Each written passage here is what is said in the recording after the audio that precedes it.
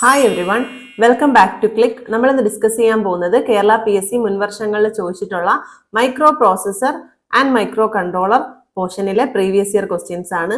First question നോക്കാം. How many input output ports are there in microcontroller 8051? 8051 മൊത്തത്തിലുള്ളത് 4 ports ആണ്, 4 ports ആണ്. P0, P1, P2, P3. കഴിഞ്ഞ വീഡിയോയിൽ നമ്മൾ പിൻ ഡീറ്റെയിൽസ് പറഞ്ഞപ്പോൾ ഡീറ്റെയിൽ ആയിട്ട് പറഞ്ഞതാണ് P0, P1, P2, P3. അതുകൊണ്ട് തന്നെ ഓപ്ഷൻ സി ആണ് right answer. Next question. Which pin is marked as the master reset function in microcontroller IC 8051? ഇതും റിപ്പീറ്റ് ചെയ്ത് ചോദിക്കുന്ന ക്വസ്റ്റ്യൻ ആണ്. പിൻ നമ്പർ 9 ആണ് നമ്മുടെ റീസെറ്റ് പിൻ എന്ന് പറയുന്നത്. So option A is correct. Next question. 1 kilobyte is equal to 1 KB എന്ന് പറയുന്നത് 1024 bytes ആണ്.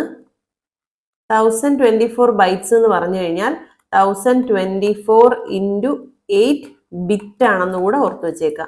ഇവിടെ ആൻസർ 1024 bytes എന്നാണ്. Option A is the right answer. Next question.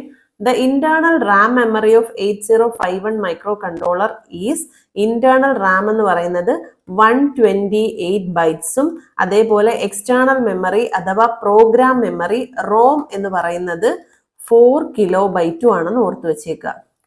So internal Ram എന്ന് പറയുന്നത് 128 ബൈറ്റ് ആണ്. Option C is the right answer. Next question. How many instructions are available in microcontroller family instruction set? Totally instruction sets 111 ആണുള്ളത്. So option D ആണെന്ന് ഓർത്ത് വെച്ചേക്കുക. Instruction sets എന്ന് പറയുന്നത് 111 ആണ്. Next question.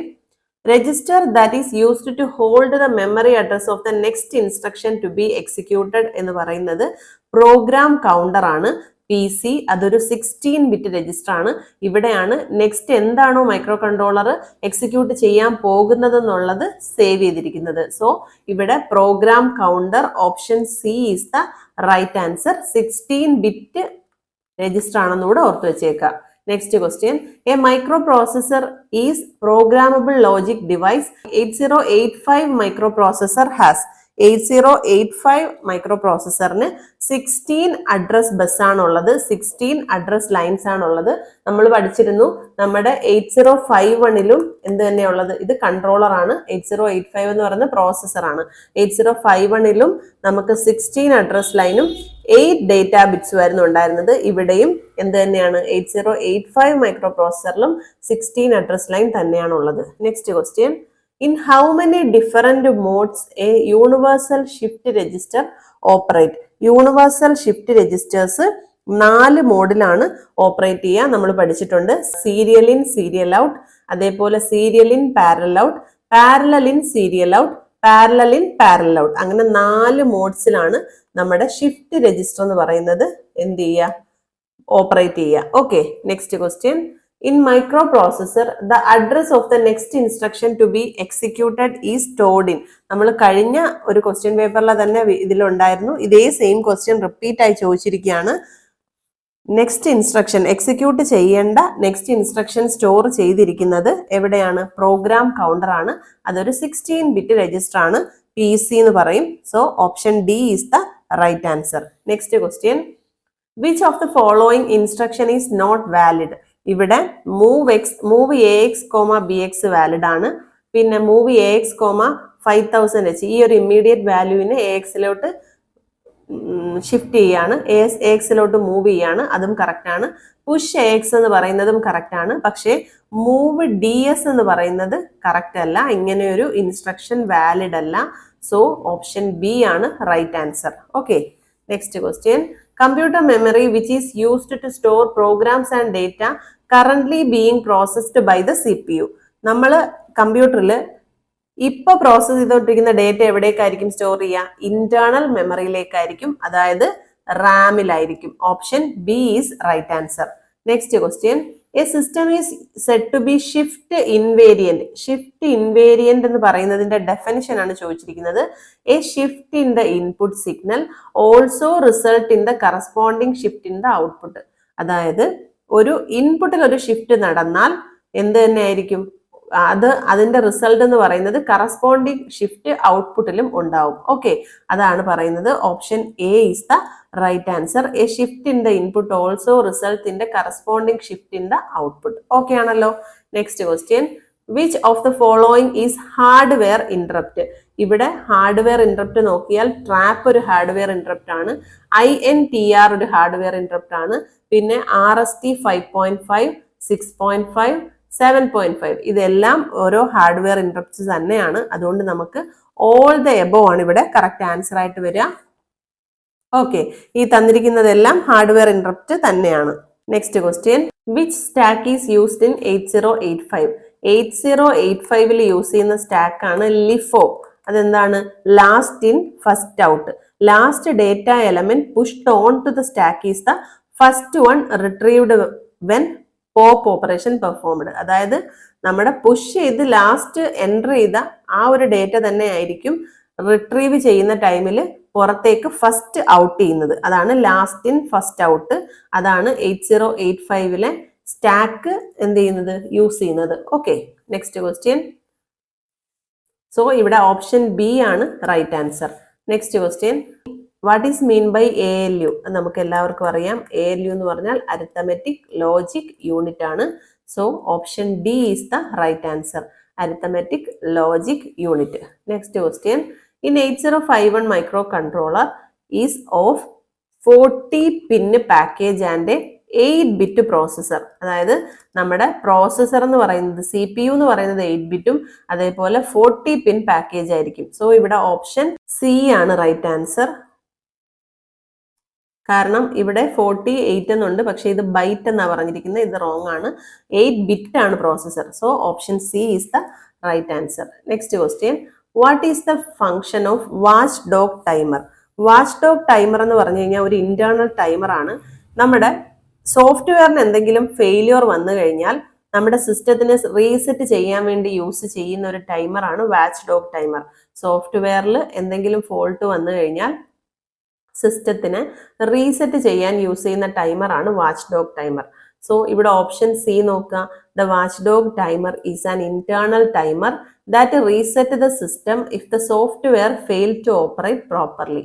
So option D ആണ് right answer. Okay, next question, which of the following instruction perform an indirect RAM to accumulator? Indirect എന്നൊരു word കണ്ടാൽ തന്നെ നമ്മൾ ആ ഇൻസ്ട്രക്ഷൻ സെറ്റിൽ അറ്റ് സിമ്പൽ ഉണ്ടോ എന്ന് നോക്കിയാൽ മതി. ഇവിടെ അറ്റ് സിമ്പൽ ഉള്ളത് ഏതൊക്കെയാണ്? ഓപ്ഷൻ സിയും ഓപ്ഷൻ ഡിയും ആണ്. അപ്പോൾ ഇവിടെ എന്ന് പറഞ്ഞാൽ ഓപ്ഷൻ സിയിൽ കണ്ടന്റ് ഓഫ് എ ആണ് നമ്മുടെ RIക്കകത്തുള്ള മെമ്മറി ലൊക്കേഷനിലേക്ക് പോകുന്നത്. ഇവിടെ ക്വസ്റ്റ്യനിൽ അങ്ങനെയാണോ പറഞ്ഞിരിക്കുന്നത്? Perform as indirect Ram to accumulator ആണ്. അപ്പോൾ റാമിൽ നിന്നാണ് അക്യുമുലേറ്ററിലേക്ക് പോകേണ്ടത്. അതുകൊണ്ട് തന്നെ ഡെസ്റ്റിനേഷൻ ആണ് ഇവിടെ അക്യുമുലേറ്റർ. ഡെസ്റ്റിനേഷൻ ഇവിടെയും നമ്മുടെ സോഴ്സ് എന്ന് പറയുന്നത് സെക്കൻഡ് ആയിട്ടാണ് നമ്മൾ റെപ്രസെന്റ് ചെയ്യുക. So move A, at R1. At R1 എന്ന് പറഞ്ഞാൽ ഡയറക്ട്ലി R1ലേക്കല്ല പോകുന്നത്. R1ൽ ഇപ്പോൾ 20H എന്നൊരു മെമ്മറി ലൊക്കേഷൻ കൊടുത്തിട്ടുണ്ടെന്ന് വിചാരിക്കുക.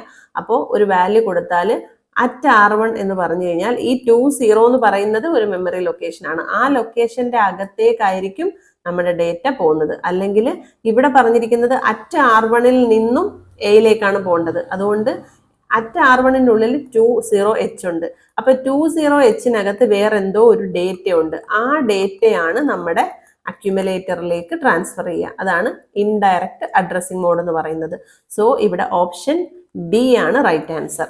Next question, when the 8051 is reset and EA line is low, the program counter points to the first program instruction in.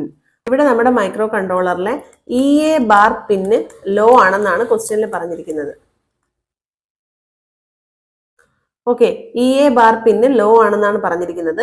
നമുക്കറിയാം external access പിന്നാണ് EA bar എന്ന് പറയുന്നത്.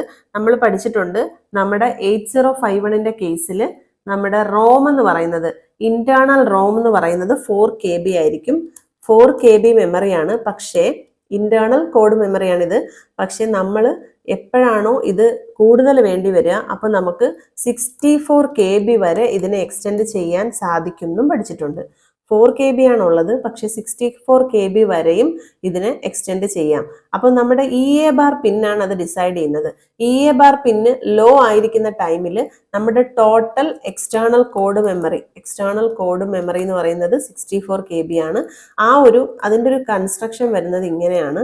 നമുക്ക് ഇവിടെ ഇങ്ങനെ വന്നിട്ട് നമ്മുടെ ഇവിടെ ഇന്റേണൽ റോം എന്ന് പറയുന്നത് കൊടുത്തിരിക്കുന്നു, അത് 4 KB ആണ്. ഓക്കെ, നെക്സ്റ്റ് ഇതാണ് നമ്മുടെ എക്സ്റ്റേണൽ മെമ്മറി എന്ന് വെച്ചോ. എക്സ്റ്റേണൽ മെമ്മറി അത് 64 KB വരെ എക്സ്റ്റെൻഡ് ചെയ്യാൻ പറ്റും. സോ നമ്മൾ EA ബാർ പിന്ന് ലോ ആണെങ്കിൽ ഈ 4 KB മെമ്മറി എടുക്കാണ്ട് എക്സ്റ്റേണൽ കോഡ് മെമ്മറി ആയിരിക്കും ടോട്ടലി എടുക്കുക. ലോ ലെവലിൽ നിന്നും ഈ എക്സ്റ്റേണൽ കോഡ് മെമ്മറി തന്നെ ആയിരിക്കും ഫുള്ളി എടുക്കുക.